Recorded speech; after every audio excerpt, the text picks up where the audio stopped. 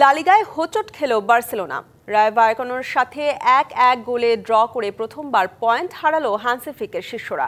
এদিকে সিরিয়াতে উদিনেসের কাছে ২-১ গোলে হেরেছে inter Milan.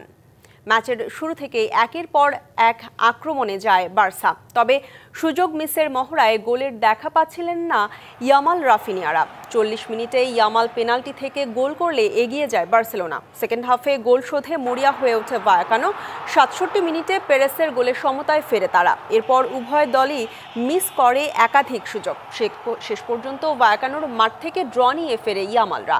Catalan goalkeeper one গার্সিয়ার দৃঢ়তায় হার এড়ায় বার্সা।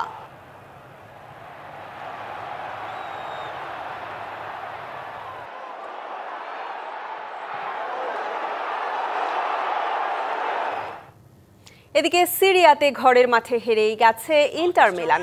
উদিনেসের বিপক্ষে ম্যাচের ১৭ মিনিটে ডামফ্রিসের গোলে লিড নেয় ইন্টার, তবে বেশিক্ষণ লিড ধরে রাখতে পারেনি তারা।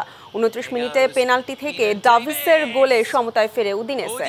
এরপর ৪০ মিনিটে আর্থারের গোলে এগিয়ে যায় তারা। ২-১ ব্যবধানেই শেষ হয় প্রথমার্ধ। ৫৬ মিনিটে ইন্টার মিলান গোল পেলেও অফসাইডের কারণে তা বাতিল হয়। সেকেন্ড হাফে আর গোল না হওয়ায় হার নিয়েই মাঠ ছাড়তে হয় ইন্টারকে।